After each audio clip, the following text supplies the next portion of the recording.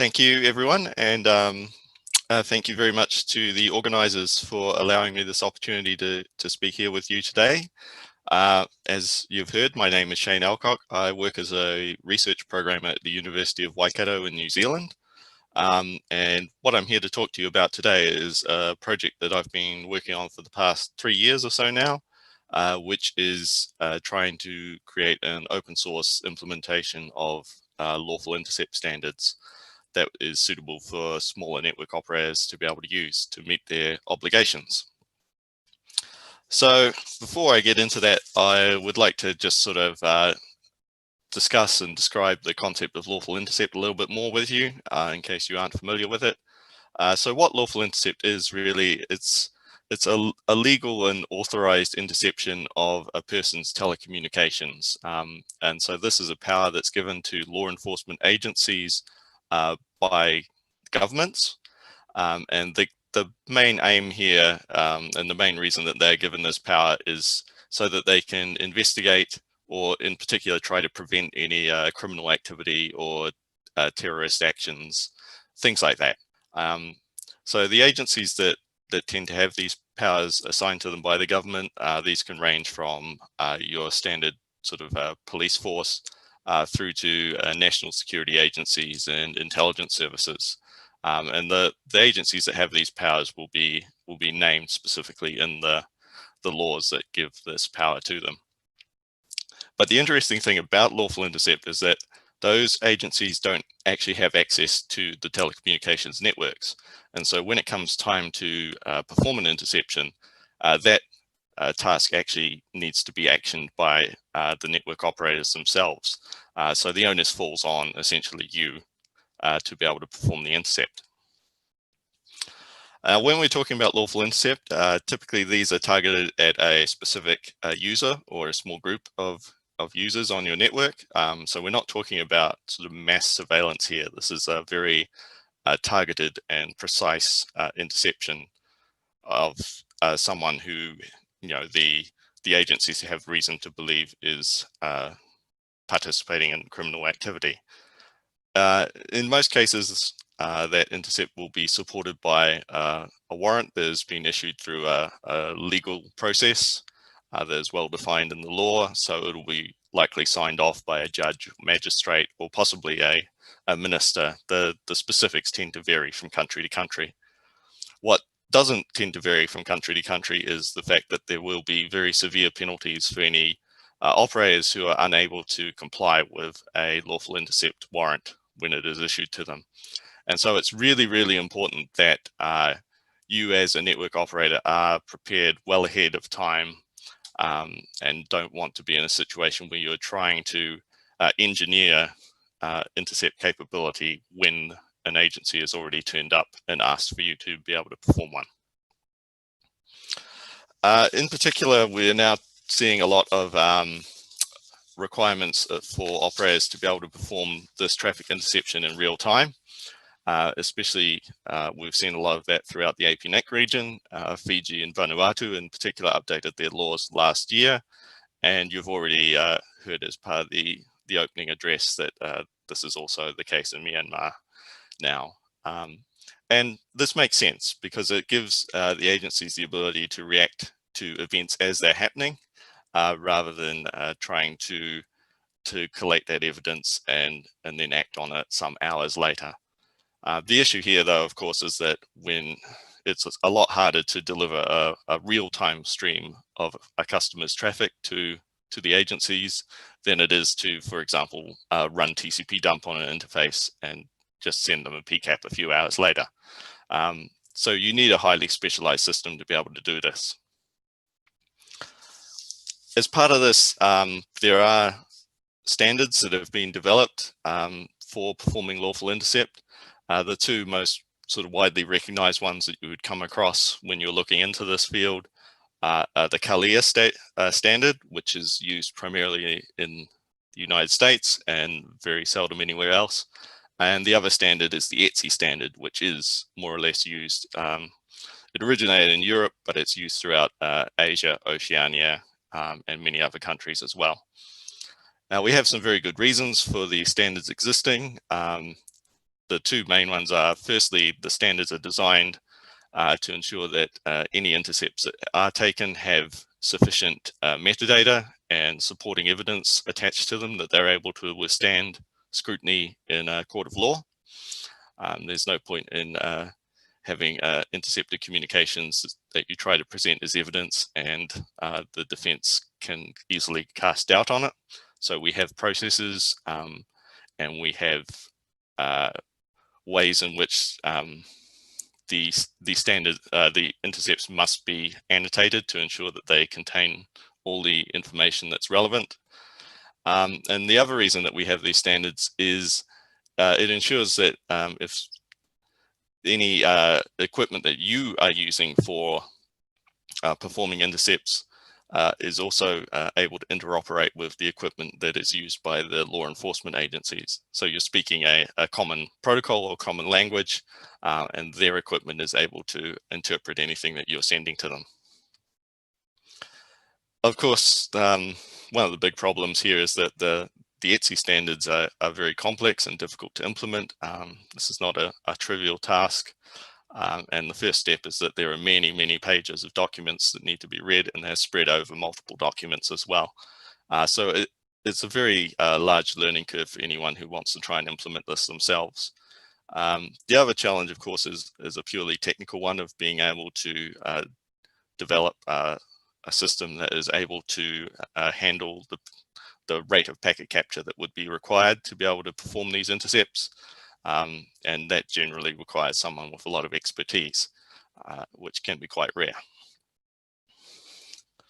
So the alternative, and something that most people who are looking to meet intercept requirements will start out with, is looking at the specialist LI vendors. And there are many companies around who are offering these sorts of solutions that you could choose from. There's companies like SS8, Waiukato, Eve, just to name a few. But the big challenge here for particularly smaller operators is that these vendors are typically aiming at the big telecommunications operators. So they sell very powerful and high capacity systems, but that also comes with a very high cost. And you also have to pay quite a lot of money for ongoing support. What you will get, of course, is you will get a commercial grade product, you will get a commercial grade support, and you will get all of the features that you need to produce a complete LI solution, including things like provisioning and mediation, which I'll go into a bit more later. So the specialist vendors are a very good option if you do happen to be a large carrier and you do happen to have a lot of money available to spend on your LI system, then these guys are great. But if you're a smaller operator and you're less well-resourced, then realistically, these solutions are going to be out of your price range. So to sort of help out here a little bit, I'll tell you the story of how Lawful Intercept was approached by New Zealand operators, many of whom were quite small and therefore are not suitable candidates to use those expensive vendor solutions. So this also started in 2017, and this is when the ETSI standards were officially mandated as required by all New Zealand operators to be able to support if they happen to have 4,000 or more subscribers. So that's quite a small threshold. The other complication here was that the onus was on the operator to do all of the work to integrate Lawful Intercept into their network. And this wasn't just from a purely technical and practical standpoint, this was also from a financial standpoint. So the operators received no funding from the government or the law enforcement agencies to assist them with integrating LI into their network. And so they really didn't have the option of purchasing a vendor solution, right? These were far too high in price, and the ongoing licensing costs were also too much for them to overcome. But the operators in New Zealand were caught between something of a rock and a hard place, because the laws also meant that they could be fined up to 50,000 New Zealand dollars a day if they were found to be non-compliant. And so either way, they were going to have to spend a lot of money or to cease doing business altogether. And so this is where network operators groups come to the rescue. In the New Zealand network operators group on the mailing list, operators began to discuss ways that they could collaborate to solve this problem collectively. And so what essentially happened was our team at the University of Waikato offered to provide the development expertise that would be necessary to build a lawful intercept solution from scratch, based on our experiences in research and network measurement. And to cover the costs of us doing that for the operators, they agreed to sort of pool their money together, or make small donations to create a fund that would cover the costs of development time and development resources. And all parties agreed as a result that the final solution that was produced must therefore be made open source. So no one owned it. There was no intellectual property to fight over. It was purely something done by the community for the community. And so the end result was this project that I mentioned in the title slide, OpenLI. So it's open source software that attempts to follow the ETSI LI standards as closely as possible. It's primarily designed and maintained by myself, but I have had some assistance from students and fellow team members in our research group. The key thing about OpenLI is it can simply be run on a commodity piece of server hardware, just a 1U server. It can be run on a virtual machine as well, or a container, anything that runs Linux really.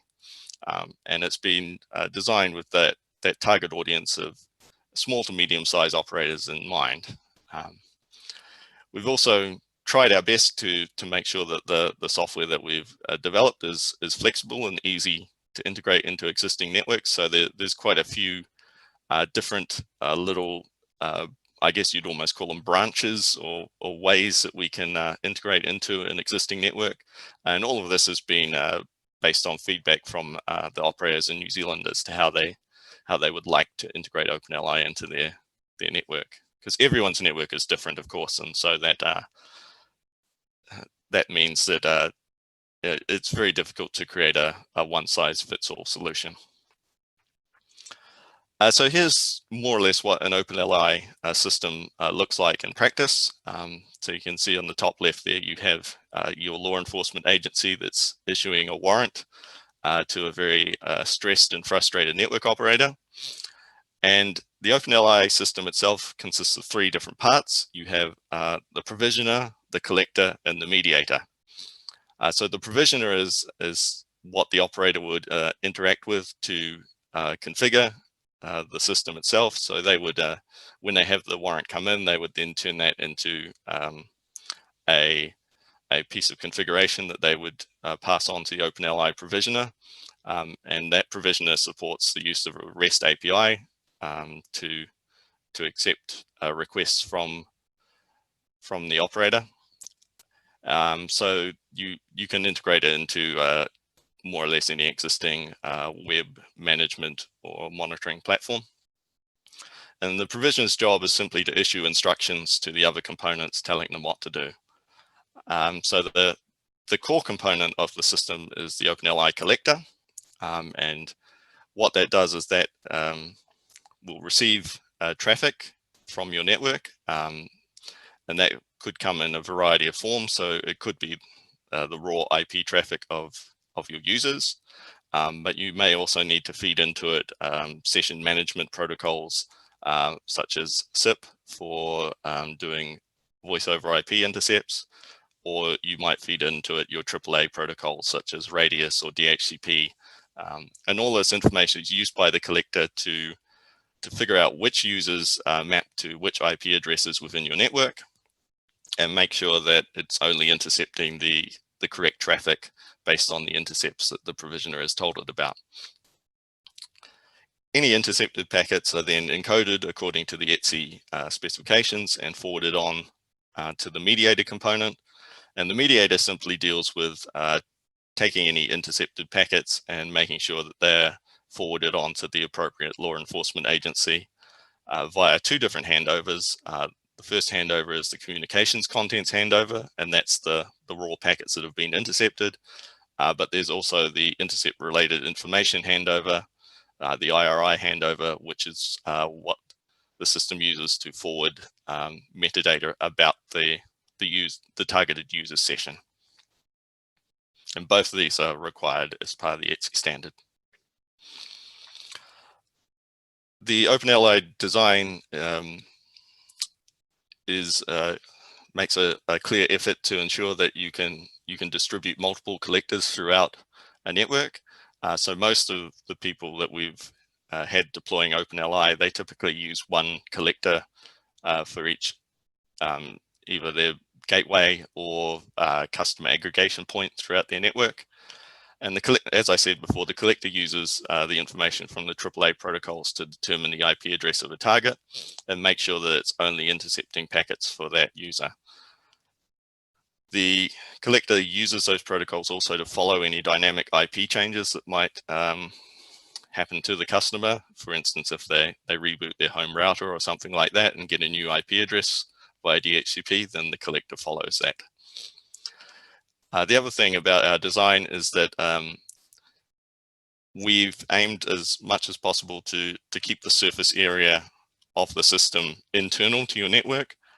So the mediator itself is the only external facing component that needs to be able to be reached from the public internet. And even then, the mediator itself only makes outbound connections to the agencies, so it shouldn't be accepting any incoming connections from outside of your network. So this just helps add a general base level of security to the system. And we've had a lot of success so far within New Zealand. There are a number of operators in New Zealand that have now deployed OpenLI as part of their production system, and they seem to be reasonably happy with it. We've also had a lot of interest from operators in other countries, from Australia, Pakistan, India, and even some interest from Southeast Asia already.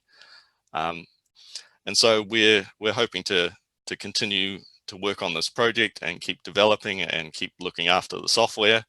The costs that come from that are covered mostly by funding from grants and sponsorship activities, but we're also starting to build a small income stream from support contracts that we have direct with some of our users in New Zealand who are happy to pay us a small fee to more or less just have myself available as someone on hand to resolve bugs and answer questions.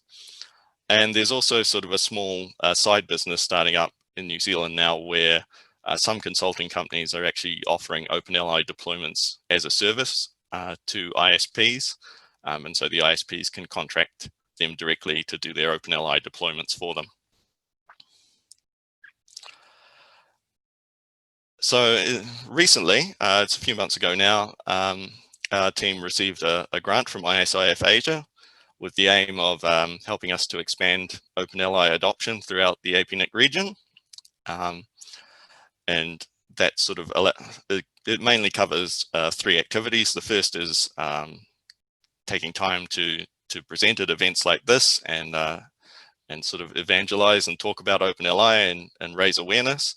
But it also covers the development of any new features that might be suggested by operators in other countries to make OpenLI more appealing in their region. A lot of our development so far has been New Zealand centric, but there may be things that we needed to add for to be more suitable in other regions. And the third thing that we're trying to do with this grant is to create some better educational materials for new users. So things like video tutorials, webinars, and possibly even more interactive online lab exercises, just to help people learn more about Lawful Intercept and how to set up OpenLI in an environment so that it's easier for them to do their own deployments later on. And so as part of that, we're very keen to engage with any operator who is interested in talking with us more about OpenLI. So we have this resources from these grants that would allow us to dedicate time to help people with an OpenLI deployment, or answer questions, or just do anything to get them started if they need help. What we would like more or less in return is just general feedback on what we could be doing to make OpenLI better or easier to use, or more suitable for you and your network. And we can then sort of work together and help solve what is becoming an increasingly pressing and urgent problem, especially for smaller operators around the world. So if you are interested in the OpenLI project, here are some links you can follow. You can visit our webpage. As I said, our code's all open source. It's GPL and available on GitHub. And you can get in touch with us via that email address, or get in touch with me directly, and I'll be happy to try and help out however I can. So that's me. Thank you very much. And I will take any questions if we have time.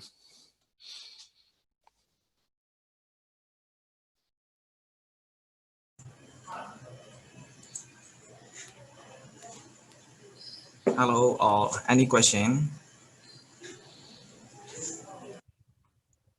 If you want to ask a question, you can raise hand in Zoom application, or from message box, you can type your question.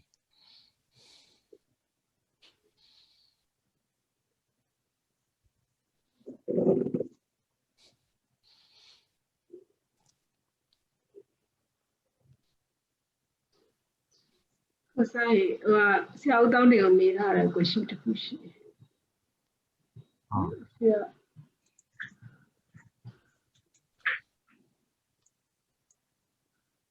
အဲ့ဒါကြတော့ Can I ask one question to regarding about the OpenLI? Sure thing. Go ahead. Okay, so what kind of hardware requirement for this OpenLI? If you have experience in like the New Zealand, if let's say I have a subscriber around maybe 10K or 100K, then what kind of hardware requirement in OpenLI? Any specific or hardware requirement? It mostly depends on how much traffic you're expecting to intercept, and also whether you are doing any filtering of the traffic beforehand before you feed it into the OpenLI collector. So some people just throw all of their customer traffic into the collector, and others are a bit smarter about it. So I tend to say you want to have maybe 4 to 8 CPU cores dedicated for each gigabit of traffic that you're planning on intercepting. Just as a rough rule of thumb. And other than that, really making sure that you have a good network interface card for capture. So maybe a DPDK compatible one would be your best bet for starting out. Those are really the key things. So just making sure you have a decent number of CPU cores, and yeah, as I say, I usually recommend a DPDK compliant card. But yeah, we can always talk more offline about the specifics that you would need for your network. Okay, thank you. Because I was trying to play this OpenLI solution, and then I can find any like the reference document in your website. So, do you recommend to any VM solution? Because previously I saw in your website saying that the VM solution is virtual machine solution or hardware-based solution for this LI. Can we install in the VMware platform or any? I think some people have had quite a bit of success using VMs for OpenLI. I've not experimented with it too much myself, but it does seem to work in virtual environments, and some people do deploy it using virtual machines. The trickiest part is often just making sure that the packet capture rate that you would get on bare metal actually translates through to the virtual environment. Okay, thank you. Thanks for no problem. answer.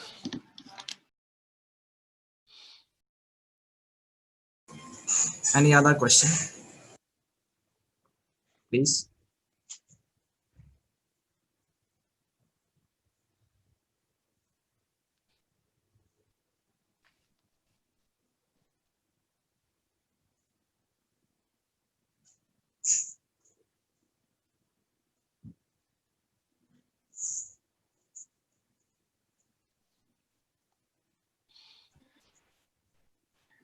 Sorry, ကျွန်တော်မှာတော့ question တွေရှယ်တော့ပါပြီမေးတော့ကျွန်တော်တက်တဲ့မေးဖြစ်နေပါဆို I'm sorry I was really interesting for the open analyze solution but I have a few questions but I will give another chance to any other.